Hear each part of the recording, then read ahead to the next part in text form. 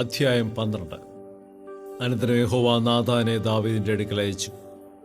അവൻ അവന്റെ അടുക്കൽ ചെന്ന് അവനോട് പറഞ്ഞത്, ഒരു പട്ടണത്തിൽ 2 പുരുഷന്മാരുണ്ടായിരുന്നു. ഒരുത്തൻ ധനവാൻ, മറ്റവൻ ദരിദ്രൻ. ധനവാൻ ആടുമാടുകൾ അനവധി ഉണ്ടായിരുന്നു. ദരിദ്രനോ താൻ വിലയ്ക്ക് വാങ്ങി വളർത്തിയ ഒരു പെൺകുഞ്ഞാടല്ലാതെ ഒന്നുമില്ലായിരുന്നു.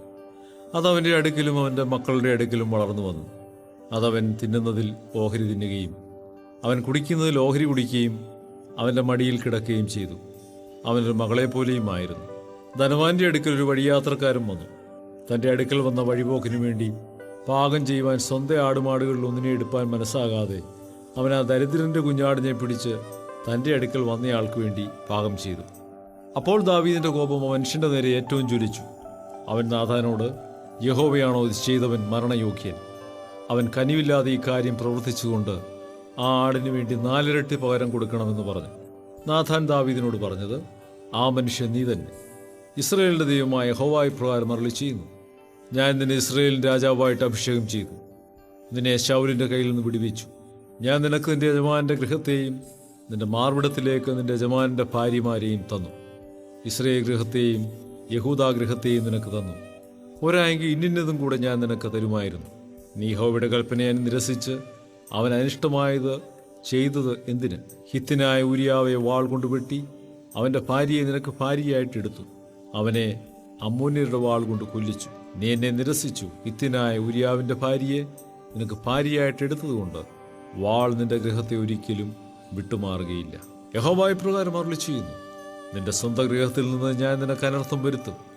നീ കാണുക, ഞാൻ നിന്റെ ഭാര്യമാരെ എടുത്ത് നിന്റെ കൂട്ടുകാരന് കൊടുക്കും. അവൻ ഈ സൂര്യന്റെ വെട്ടത്ത് തന്നെ നിന്റെ ഭാര്യമാരോടുകൂടെ ശയിക്കും. നീ അത് രഹസ്യത്തിൽ ചെയ്തു. ഞാനോ ഈ കാര്യം ഇസ്രായേലൊക്കെയും കാണുക സൂര്യന്റെ വെട്ടത്ത് തന്നെ നടത്തും. ദാവീദ് നാഥാനോട്, ഞാൻ യഹോവയോട് പാപം ചെയ്തിരിക്കുന്നു എന്ന് പറഞ്ഞു. അതിന് നാഥാൻ ദാവീദിനോട്, യഹോവ നിന്റെ പാപം മോചിച്ചിരിക്കുന്നു, നീ മരിക്കുകയില്ല. എങ്കിലും നീ ഈ പ്രവൃത്തിയിൽ യഹോവയുടെ ശത്രുക്കൾ ദൂഷണം പറവാൻ ഹേതു ഉണ്ടാക്കിയത് കൊണ്ട് നിനക്ക് ജനിച്ചിട്ടുള്ള കുഞ്ഞ് മരിച്ചു പോകുമെന്ന് പറഞ്ഞു നാഥാൻ തൻ്റെ വീട്ടിലേക്ക് പോയി. ഊരിയാവിൻ്റെ ഭാര്യ ദാവീദിന് പ്രസവിച്ച കുഞ്ഞിനെ യഹോവ ബാധിച്ചു. അതിനെ കഠിന രോഗം പിടിച്ചു. ദാവീദ് കുഞ്ഞിനു വേണ്ടി ദൈവത്തോട് അപേക്ഷിച്ചു. ദാവീദ് ഉപവസിക്കുകയും അകത്ത് കടന്ന് രാത്രി മുഴുവനും നിലത്ത് കിടക്കുകയും ചെയ്തു. അവൻ്റെ ഗൃഹപ്രമാണികൾ അവനെ നിലത്ത് നിന്ന് എഴുന്നേൽപ്പിക്കാൻ ഉത്സാഹിപ്പിച്ചുകൊണ്ട് അരികെ നിന്നു. എന്നാൽ അവന് മനസ്സായില്ല. അവരോടുകൂടെ ഭക്ഷണം കഴിച്ചതുമില്ല. എന്നാൽ 7-ാം ദിവസം കുഞ്ഞ് മരിച്ചുപോയി.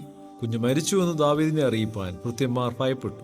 കുഞ്ഞ് ജീവനോടിരുന്ന സമയം നാം സംസാരിച്ചിട്ട് അവൻ നമ്മുടെ വാക്ക് കേൾക്കാതിരിക്കെ കുഞ്ഞ് മരിച്ചുപോയി എന്ന് നാം അവനോട് എങ്ങനെ പറയും? അവൻ തനിക്ക് തന്നെ വല്ല കേടും വരുത്തുമെന്ന് അവർ പറഞ്ഞു. ഭൃത്യന്മാർ തമ്മിൽ മന്ത്രിക്കുന്നത് കണ്ടപ്പോൾ കുഞ്ഞ് മരിച്ചുപോയി എന്ന് ദാവീദ് ഗ്രഹിച്ചു. തൻ്റെ ഭൃത്യന്മാരോട്, കുഞ്ഞ് മരിച്ചുപോയോ എന്ന് ചോദിച്ചു. മരിച്ചുപോയി എന്ന് അവർ പറഞ്ഞു. ഉടനെ ദാവീദ് നിലത്ത് നിന്ന് എഴുന്നേറ്റ് കുളിച്ചു. തൈലം പൂശി വസ്ത്രം മാറി യഹോവയുടെ ആലയത്തിൽ ചെന്ന് നമസ്കരിച്ചു. അരമനയിൽ വന്നു. അവൻ്റെ കൽപ്പന പ്രകാരം അവർ ഭക്ഷണം അവൻ്റെ മുമ്പിൽ വെച്ചു. അവൻ ഭക്ഷിച്ചു. അവൻ്റെ ഭൃത്യന്മാർ അവനോട്, നീ ചെയ്തിരിക്കുന്നതെന്ത്? കുഞ്ഞ് ജീവനോടിരുന്ന സമയം നീ അവന് വേണ്ടി ഉപവസിച്ചു കരഞ്ഞു. കുഞ്ഞ് മരിച്ച ശേഷം നീ എഴുന്നേറ്റ് ഭക്ഷണം കഴിച്ചുവല്ലോ എന്ന് ചോദിച്ചു.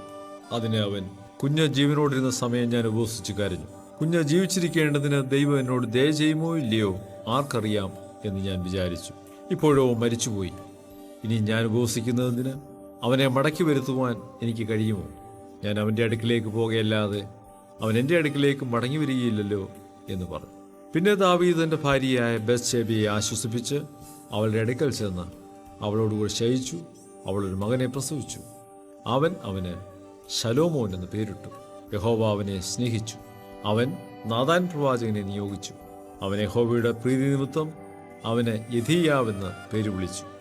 എന്നാൽ യോവാബ് അമ്മോന്യരുടെ രബ്ബയോട് പൊരുതി രാജനഗരം പിടിച്ചു.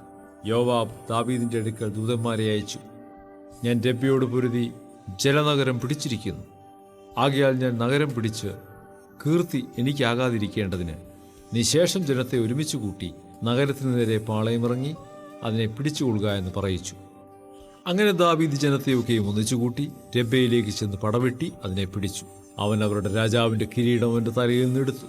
അതിൻ്റെ തൂക്കം 1 താലന്ത് പൊന്ന്, അതിന്മേൽ രക്തം പതിച്ചിരുന്നു. അവർ ദാവീദിന്റെ തലയിൽ വെച്ചു. അവൻ നഗരത്തിൽ നിന്ന് അനവധി കൊള്ളയെയും കൊണ്ടുപോന്നു. അവിടുത്തെ ജനത്തെയും അവൻ പുറത്തു കൊണ്ടുവന്ന് അവരെ ഈർച്ചവാളിനും മെതിവണ്ടിക്കും കോടാലിക്കുമാക്കി. അവരെ കൊണ്ട് ഇഷ്ടികച്ചൂളയിലും വേല ചെയ്യിച്ചു. അമ്മോന്യരുടെ എല്ലാ പട്ടണങ്ങളോടും അവൻ അങ്ങനെ തന്നെ ചെയ്തു. പിന്നെ ദാവീദും സകല ജനവും യെരൂശലേമിലേക്ക് മടങ്ങിപ്പോയി.